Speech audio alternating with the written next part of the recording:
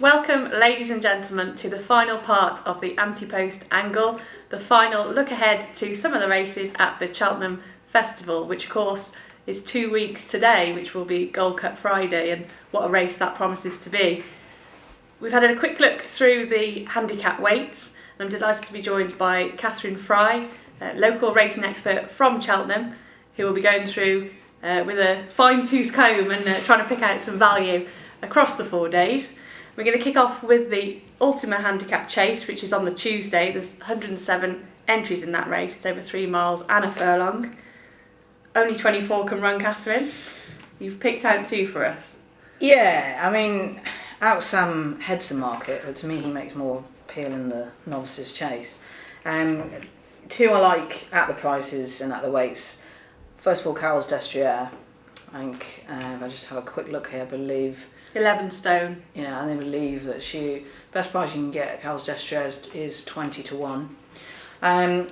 One thing I have in mind though, so shaping like more of a proper stayer. So yeah, I had the Welsh National in mind for this horse. That's my concern. Are we looking at a horse that's going to be better over an extreme distance? I'm quite surprised really to see him in this race because, like I said, he won over a longer trip. 5, yeah, and the London National, and that's very much a stayer's race. It is, yeah, definitely. It was more the manner of his win there, and Neil Mulholland obviously won this race last year. The fact that they've actually decided pretty much to come here with him. 20 to 1. I do know a very shrewd punter who's had quite a nice bet at 25 to 1, who's convinced that Carol's Destrier is the winner of this race. They're a shrewd stable, Neil Mulholland. They know the time of day. Yeah. It makes, to be honest with you, it's more about the price that's making an appeal there, price and the weight. Other than that, a horse that would be no stranger to those people who were watching the RSA 2 years ago, Morning Assembly. I've seen nothing in his comeback that doesn't suggest that he's not retaining any of the ability that he did before. Of course, he was third, I believe, in the RSA to O'Phelan's Boy. And if you look at that, he's got quite a nice mark. Only 10 stone 13. Yeah, absolutely. And it seems crazy that does. Yeah, and if he retains most of his ability. Yeah, and if we look at it now, so he's number 23 and 24 can run. 24 is Arkin.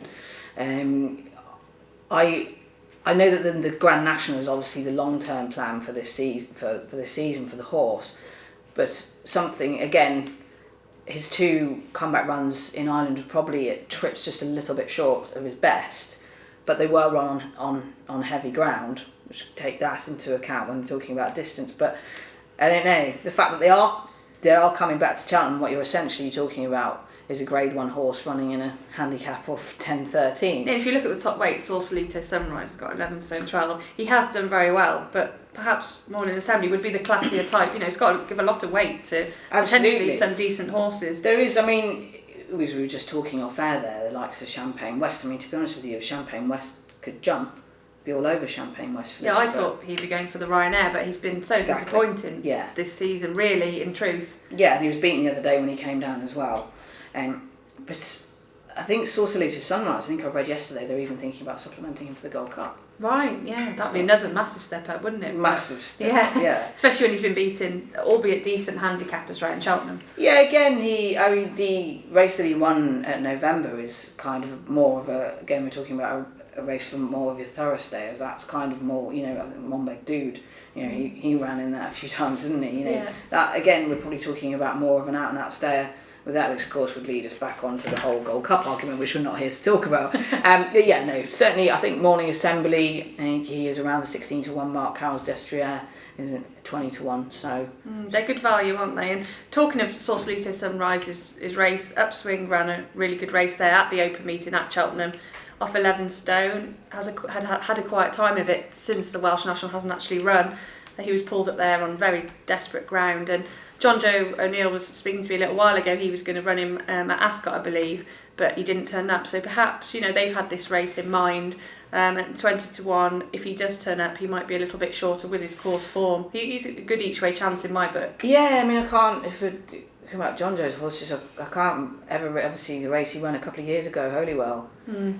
Yeah, exactly. They're on the ball, aren't they, at the festival? And my problem with that though, I know Holywell has had problems with his jumping throughout his career, but his last run just seemed to me a very, very sulking, moody effort. And I know we are talking about a horse that's been fourth in a Gold Cup, so again we're talking about a proven Grade 1 performer in a handicap, and in a handicap that he's won well before. But I was a little bit worried about his attitude in his last run, and if on terms of attitude, sadly I think Rocky Creek is displaying that he's had enough these days. I mean, Holywell's been very well back for the Grand National. Yes. They do seem to have that in mind, and he would be the quirky kind of horse that might be suited by, that fearsome test, those spruce fences.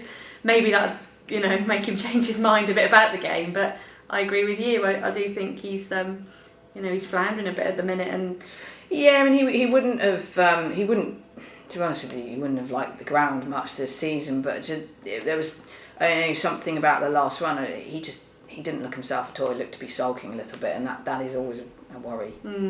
John Joe has used the phrase monkey to describe a little monkey. So it's clearly that he does have temperament issues.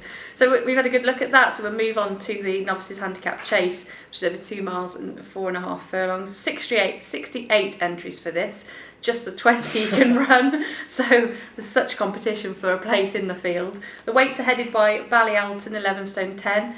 He's been a little bit disappointed to me this season. He's run okay in novice chases, but he's come down on one occasion. So I think if he stays in, he sets up the race nicely for something of a slightly lower weight.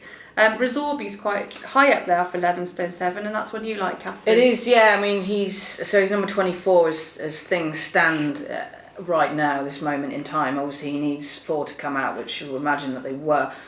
I thought Resorbi was really starting to catch the eye on his first run for John Joe on Trials Day. Yeah. And he was doing the kind of let's just creep before he came down. Now obviously the handicapper had allotted him a mark anyway on his French efforts.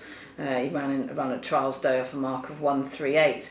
Now there was talk of this horse as well. I don't know if in your chats with John Joe, I think there was talk of this horse also maybe going for the Grand Annual, which he does have an entry for as well. I think I'd rather see him in here. Yeah, I mean, even at this stage, you never quite know where the horses are going to turn up. With multiple entries, trainers hopefully just go where they can get a run, such that such fierce competition for a place in all of the fields of the handicaps, isn't there? Yeah, absolutely. It's not an easy job to get that right mark for the race.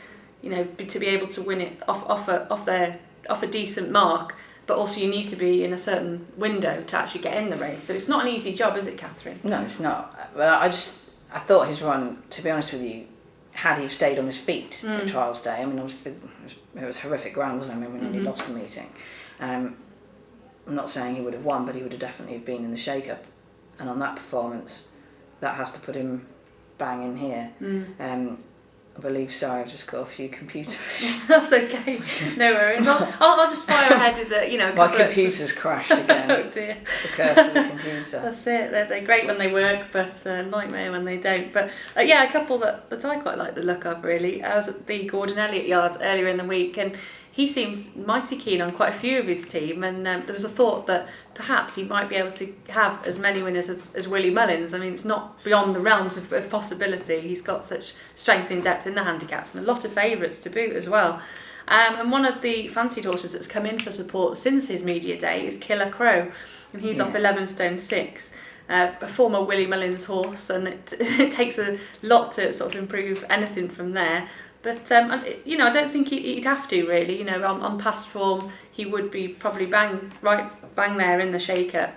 So highly touted, wasn't he? In his bumper days, he was high. He was sort of, touted as the next big thing, and then kind of disappointed somewhat. He's not obviously well weighted, but I mean, if Gordon number 28 as things stand, isn't he? Yeah. I mean, if Gordon Elliott's pretty keen on him, I thought he was a bit of a dark horse for this race, and punters have clearly picked up in the hints and in his stable tour and have. Oldstrucker went blue, didn't they? Yeah, so shortly after the weights were released, people have put their cash on, and perhaps there might be a bit more value on the day. don't really know at this stage. But another one in there, double shuffle off 11 stone 8 for local trainer Tom George. Was again another yard I visited this week, and he's had a lot of Cheltenham experience, run against some decent novices. More of that was one of them, I believe, and he did look extremely well earlier in the week. He does have his fair share of weight, like I say, but he was really chomping at the bit when I saw him, and he's an improving novice, and he has every right to have his place in this race, Cathryn. Yeah, he does absolutely. It's just so we're back in business now with the computer. I was just talking about Outsam heading the market for the Ultima, and I've been more in favour really of him. Quite taken with his Newbury success where he beat Neil King's horse Milton Bar, who of course has gone on to win since. I can't. You know what? My head at the moment is just full of weights and horses, and I seem to remember. It's an absolute minefield. Yeah, it is, and I seem to remember Warren Greatorex saying something about this horse maybe a week ago on Twitter, but I can't for the life of me remember what he said. He used to be trained by Henderson, didn't he? Yes, he looked did, really promising last season. He was a horse I really liked. And over fences, he has done a little wrong. I think he's another sort of unexposed type you need in these type of races. Yeah, he is. I just think that would he if he runs in the Ultima, obviously he's still obviously got sort of the fields that he's kind of been running in a fairly small field of fairs. The Ultima is going to be Maxfield, hurly-burly, absolutely cutthroat pace, 3 mile 1 around Cheltenham. That's why I would prefer him here, really. You never quite know how an unexposed horse is going to actually take to such a race like the festival. It's a bit of guesswork, isn't it? And moving on to have a look at the county hurdle, 96 entries, 26 can run. It's a hard job to dig out some of the horses here, but Cathryn quite likes the look of Devilment, who's off 11 stone 1 here. He also holds alternative entries, and this horse was 8th in the Ladbroke. He's got course form round Cheltenham, won there earlier in the season, and he's also got a decent piece of form with Little Rockefeller, who of course has been another improving type. Yeah, great big horse, and delight for his owners Andrew Smith. And he won the National Spirit at Fontwell, so it's solid form, and Devilment back on decent ground. Absolutely. Might have a live chance. Yeah, and Devilment first caught my eye, I have to say, last season in the Triumph Hurdle when he flew up the hill in 4th behind Peace & Co. The ground would have gone against him that day. This fella just doesn't know how to run a bad race. He would have won the 4-year-old hurdle at Aintree last season had he not have walked through the last. I was speaking through my pocket on that one, but I'm pretty sure he would have won. Yeah. Was very taken with his win at Cheltenham. I did wonder. The problem is with a lot of the Ferguson horses, they're wonderful. They're bred in the purple, aren't they? But when it comes to winter ground and coming up a hill, that's where you kind of see them come unstuck a little bit. Devilment's proved that he handles winter terrain, he handles the National Hunt game. I did think when he ran behind Little Rockefeller at Sandown that the mark he was on, he had a decent handicap in him. I agree. I think he's a really tough type as well. He's the type to handle the hurly-burly of a festival handicap. He's very tough. He jumps very well, and it's the ground factor. I do think he will have a live chance if this forecast is right and it continues to dry up. Yeah. With Simon Clace the other day, I heard that a trainer had rung him and he was thinking of actually watering the course, which is bizarre, isn't it, to think that after all the rain we've had this autumn. But a few days ago he said this forecast is perhaps a little bit more unsettled, but it does look like that the ground will be fairly decent, which should suit some of these horses. Yeah, definitely. And I mean, when he was second to Little Rockefeller, so he ran that race off a mark of 147, that put him up to 150 for the Ascot race. He wasn't disgraced in that race at all. I mean, 8th to 21, and it was, from my memory, it was pretty horrible ground at Ascot. Towards the end of December there. It was a creditable run, though, wasn't it? Absolutely, and of course he had Alex Ferguson on board him as well, which I believe he rides him at home. But we're on a mark of 149 with him. Now again, of course, he does hold, and like I was saying off air, the problem with analysing the county, the Coral Cup and the Martin Pipe is, probably until the week we're not going to know who's going to slot in where. But wherever a fellow returns up, I'd like to be on the right side of him as well. And I would. Yeah. We agree. Yeah. And again, a horse that disappointed, another John Ferguson horse who has proved he'll come up the hill in decent ground, is Penglai Pavilion. Yeah. Did disappoint somewhat at the November meeting, but he looked a bull of a horse coming up the hill. And having run in the Arc, he's got a lot of tactical speed. And Yeah. It's random to think, isn't it? That, Definitely. He ran in that Premier flat race in France. Now he's hurdling, and hopefully once that John Ferguson takes up his new role with Godolphin, these horses will go on, and perhaps to other trainers, maybe go to the sales. Charlie Appleby's maybe take over a couple, but it'd be nice to see them continue to flourish, because John Ferguson's done a really good job. And the Fred Winter, one of his horses I quite like, Wolfcatcher. Just had the couple of runs. He's also in the Triumph Hurdle, I believe. He likes decent ground, and he was narrowly touched off by a horse with decent form last time, Cassac Noir from Dan Skelton's. Mm-hmm. They were going at it hammer and tongs to the finish, and he just got beaten on the line. And I think his mark is fairly nice. 11 stone 1 in the Fred Winter. But like we say, we're not really sure exactly what horses are going to turn up on the day at this stage, with it still being a little while until the festival, if they're rapidly approaching. Yeah, I think as well, just talking about, we haven't mentioned him yet. We mentioned him in passing. We've got to give a mention to great field of Willie Mullins and JP McManus. Thought he was fairly impressive at Leopardstown when he won the Fox Rock. And again, he holds entries in the Coral Cup and the County. But he's definitely one I've penciled down as well. Yeah, another one for your list, punters, if you're going to be having a bet between now and Festival Week. So Fred Winter, do you have another fancy in that? Yeah, I do. So talking about Willie Mullins, I'm quite a fan of Foy de Rev, Graham Wiley and Willie Mullins teaming up for this. Was dead heated second the race at Fairyhouse, and as I was saying to you just when we were just chatting about this video off air, it's quite bizarre. Obviously he's been handicapped on his French farm, and so he's had one run in Ireland, and he's in the Fred Winter he's carrying 11.3. Now he was 20 to 1 before the weights were declared. I believe he's been back down to about 12 to 1, but the horse that actually won the race at Fairyhouse has been allotted 10-4 Yeah. in Fred Winter. So bizarre. Yes, yeah, it is. It is quite. Not normally a race, to be honest with you, that I don't normally get involved with the juvenile races. I just like to watch them and make notes. Notes for the future. But I was even though he was the beaten favourite that day, Voix de Rêve, something about him just screamed Fred Winter, so I actually backed him for the Fred Winter. Do you have a fancy price? I took the 20s. Yeah. It looks nice now. It does look nice now, but like we were saying earlier, with a few to come out, is he going to end up carrying near? Yeah, that was my one concern looking at his chance, because you've got Jibble Farrow at top weight, currently 11 stone 10, then Frodon, another Triumph Hurdle horse, and Fix Le Cap, and all of those three probably are going to the Triumph. So the weights look like they're going to rise.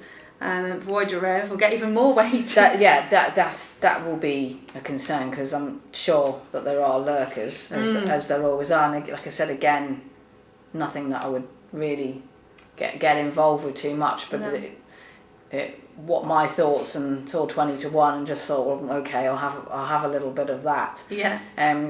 Which I don't know. Do you fancy anything yourself? Well, not really at this stage, but there has been some good words for El Terremoto from the Nigel Swiston Davis yard. He spoke favourably of this horse in his stable tour, and owned by Simon Munir and Isaac Swade, and we know of course what a great season they've had with Bristol de Mai at the yard, and perhaps they've maybe sourced another useful type here for Swiston Davis. Bristol de Mai won on his debut in this country at Chepstow, the finale hurdle, and it wouldn't take a massive improvement from that horse perhaps to figure, and he's got a nice mark. He's quite well down the way. It's 10-5 if he does get in. So that was maybe one that's perhaps, like you say, there's a few lurkers. He may well be one. One I will just give a mention to. If the ground was to come up soft at all, or even heavy, We hope not. Hopefully at not. Cheltenham. Don't want to be brandishing an umbrella. Yeah, getting the shoes muddy again. Yeah. Jer's girl, she was slightly disappointing last time out, but I've been very, very impressed with her tenacity and the way she carries herself. And she's actually got entries in the Fred Winter, the Grade 2 mares and the Triumph Hurdle. Now she's by Jeremy, the same sire of Arconna, and she actually looks like a female version of Arconna. Okay, yeah. And you were very keen on Arconna, you know, he was a great little horse. Oh, he was wonderful. It was just so, you know, the end he met was horrible. But there was she won at Aintree beginning of December, and softish ground. I'm hoping it's like, you know, as much as I don't want the rain, I'd love to see a little bit of cut for her, really. It would be nice, you know, if he lives on in her, you know, to see her putting in a good performance there. But yeah, the race could very well sort of cut up a little bit, but, you know, especially at the top of the weights, like we say. Again, it's one that it's going to be quite hard to analyse until the actual week arrives and we know who's going to go to the Triumph and who's going to go here. But yes, trying to you think, oh yeah, the weights are out, and then, you know, you've got these multiple entries. I mean, these 2 weeks will send you mad, won't they? There's no better lady to look through them than you, Cathryn. You're a pro punter, and I know you're good at looking for the value, so take note, punters, and this lady's fine words. And the Tempest finals next on our list. This race is perhaps maybe not quite as tricky as the couple we've mentioned so far. Horses have had to run in several qualifiers throughout the season to be able to run in this race. If in doubt, to switch back from fences to hurdles. Quite a smart horse. Doesn't really take to fences, does he? No, he throws in the odd howler. Yeah, and so back to hurdles. He won last time on Boxing Day. Switched back, and he might be one that will relish this type of race. Yeah, I was very impressed with him on Boxing Day at Wincanton. To be honest with you, I was watching the race thinking, if this horse doesn't win, there'll be some very raised eyebrows, because you could pick him out as the winner quite far out, and then he just came through and picked them off one by one. He loved it. He said, I don't want any more of these fences. Absolutely. These are the obstacles I want to jump. He did seem to be absolutely relishing it. Again, 11-4, Holywell won off 11-4 in 2013. At least he gets in. Yeah. That's the point. You've got, you know, the last three winners have carried at 11-4, 11-12, 10-12. Yeah. Again, in the same colours, Cup final, won the qualifier at Musselburgh. Nice weight there on 10-11. And then the one that is catching my eye somewhat, right down on number 23, when we've got a 24 can run, 24 safety limit. Again, you know, that horses are going to come out, they're going to run elsewhere. We will see a slight rise, but Sadler's Encore, winner of the Grade 3 at Sandown, beat Join the Clan 3/4 of a length. When I thought he was going to come by him, but he battled on very well. He did battle on and beat Yala Enke as well, and the Sadler's Encore was actually fifth in that qualifier on Boxing Day. Yeah. So seems bizarre, I know, to be talking about three horses in a. It was, you know, the first one to go in was like, well, if in doubt, and I thought that would be my main bet for the Potemps. But then now the weights are out, having looked at Sadler's Encore, same yard as well. So, you know, right down there. It'd be very interesting to see riding plans closer to the time. So, and 55 entries is not quite as popular as some of the other handicaps. Yeah. So, hopefully, you know, connections of these horses will have more of a chance of getting. That's the only entry he's got as well, Sadler's Encore. So. And off that mark, you know, nice. He just nicely gets in there. His price might contract quite a bit, you know. Yeah. Should he, you know, run and turn up. So he's definitely one to look out for. And moving on to the plate now, the Brown Merryballon Stable Advisory Plate. That's the one. Brown Advisory, yeah. It's got a long name anyway. But we're both quite keen here on John Spirit from John Joe O'Neill Stable, and he's run quite a few times this season. Cut little ice really, but I was speaking to John Joe a little while ago, and he was fairly pleased with him. You know, he said he's really like sort of run to his mark. Conditions might not have quite really suited him this season, but you look at the weights and he's just tumbling down them now, and it looks like, you know, he's at the position where another big handicap might come his way. Hopefully it will be this race. 103 entries, 24 can run, and he's parked there on 10 stone 12, which is a lovely way, isn't it? It's a lovely way, because when I was first looking, because I've been looking at John's Spirit for most of the season with regard to this race, I sort of originally had him looking at how the weights were framed in the previous years, and with his rating I actually had him carrying between 11 and 11.5, so I was delighted to see the 10-12 there. Yeah, and I mean the handicap has got no choice really just to put him on that mark, have they? It just looks about right considering his performances. It does. I mean, I've got one look at him this season, and he looks a different horse when he's got a better coat. He hasn't looked quite himself, and he's still been running with credit. And I know we're talking about the race that's run on the new course. Now he hasn't ever won on the new course. He's won on the old course, of course. Yeah. He's won the race at the showcase meeting twice, and he's won the Paddy Power. He's also come second in the Paddy Power. We were talking. I mean, this horse. He ran in the Great. He's been tried at Great. I mean, he's run in a King George. Yeah. He ran quite well. He ran with credit in the King George.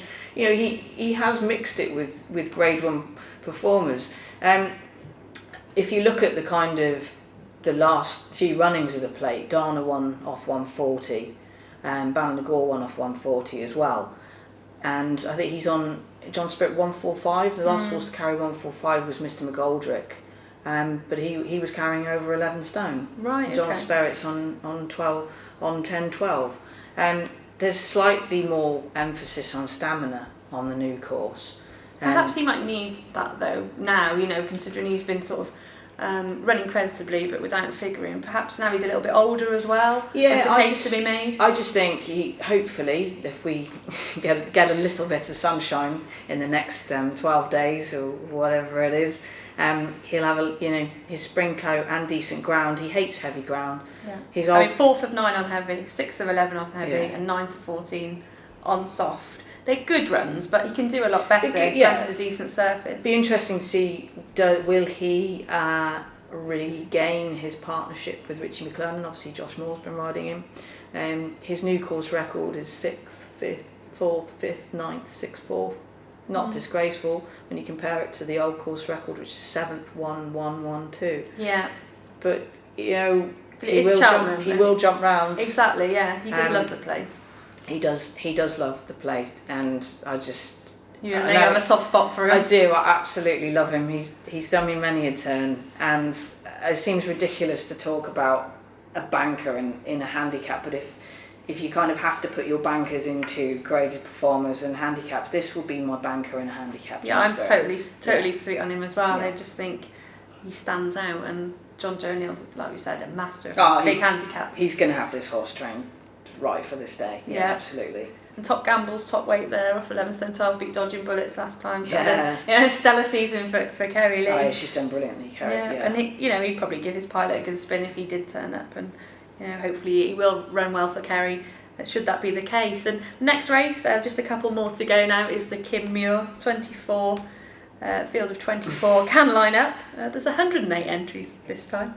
Current favourite is at the time of speaking is Our Father, but he's quite well down the weight. He's number 35 on the list if we look correctly, and that's quite a way down. You might struggle to get in. Yeah, that's what I mean. He was kind of all the rage, and people talking about him after Gordon Elliott's Open Day, and then when I looked at the race yesterday, I thought, well, he's going to struggle somewhat, really. I think so. He did look, Gordon Elliott's the other day, and he did look an absolute monster. I mean, I know he's run some fine races for David Pipe on seasonal debut. Elliott's really pleased to have him in the yard. The pair are good friends, and he doesn't think he really improve him, but it's just that record fresh that if he does get into the race, he's got to be feared, because Gordon Elliott is a shrewd master at getting these horses primed for the day. Cause of Causes won last year. He's a sort of similar type, which you didn't really know exactly what to expect. And Our Father, he is now 10. He has lost his way a little bit, but first time out is the time to catch him. And if he does get in, and it looks like if he does, he probably will creep in at the foot of the weight. He'll be extremely well backed. and he will put it up to all of them, I imagine. But at this stage, it is a doubt, and you wouldn't have a bet on him at this moment. There's a few more in there, Cathryn. Tom George has got a couple, a good skin. O'Manalai, he's off 11.4, and I thought he was quite a live outsider. Should the ground dry up, I think he does definitely go well fresh. He's a decent horse on his day. Of course, he's thrown in a couple of bad runs this season, but when he's on fire, he can figure in a big handicap. And Cathryn, over to you. The horse I like, Michael Horrigan's The Job Is Right, was actually third to Cause of Causes in the National Hunt Chase last year. He's been mixing hurdling and chasing, and I just think obviously it's quite hard to analyse a race like the Camille this far out, but should he line up, I'm more than happy to take that. I don't think he'd be 20 to 1 on the day. It's a double figure, double figure price. There's quite a lot in there that I quite like the look of. Like I said, O'Manalai, and a good skin from Tom George's yard. They both want decent ground. They both offer similar mark, the type of mark you do need to get in this type of race. And Tom George is very good at targeting the big festivals with his horses. So those two would be probably out, decent prices, possibly each way chances if they line up on the day. But at this stage, they're the sort of only few we've got for this race. It's I would imagine I will be back in The Job Is Right. Yeah. Brilliant. Yes, in anyway. Put that on your list. And finally, we've mentioned the Coral Cup slightly because of devilment, but we'll skim over that because it's got 155 entries, and I think we were going around in circles. When it comes to talking about the Coral, like you said, the Coral, the County, and the Martin Pipe, it's almost impossible at this stage to be going and making a definite selection. So we'll settle on the Grand Annual to conclude our brief look at the festival handicaps. And at Velvet Maker, form with Duvan, Cathryn, off 10 stone 13. You like this one? Yeah, I do like this one. I mean, he 11 length victory at Naas before his 2 runs behind Duvan. Obviously he's been outclassed by Duvan. He did run at Cheltenham last year. He's 10. What is he? He's number 21. Gets in on 10.13. The Grand Annual is a bit of a hoodoo race for me. It's become. Is it? Yeah, I've Eastlake last year. I remember that one. And I've seen to have seconditis in it as well. Now bless him, he's not with us anymore. Kid Cassidy. I backed in the Grand Annual as well. All the JP horses. No, I just tend to finish. Yeah, I'm switching colours this year. But yeah, just. I was determined. I thought to myself, no, that's it. And I'm not doing the Grand Annual anymore. It's become such a cause of heartbreak to me. But then I saw Velvet Maker sneaking in and thought, oh well, okay then. Doesn't take a lot to persuade you to find another horse. Misspent youth, that's what it was. That's it. So he's the one for you. And any other selections at this stage? Not at this stage, no. No, and I quite like the look of Just Cameron, who's he has got his fair share of weight, justifiably so, because he's been running some tremendous races. I think his mark has risen from 133 to 148, and that takes some doing. He's put some in terrific performances over the past season and a bit, and if he can continue to form off his mark, I think he's the brave type of horse. He'll love a fast gallop, and he might go well at a price.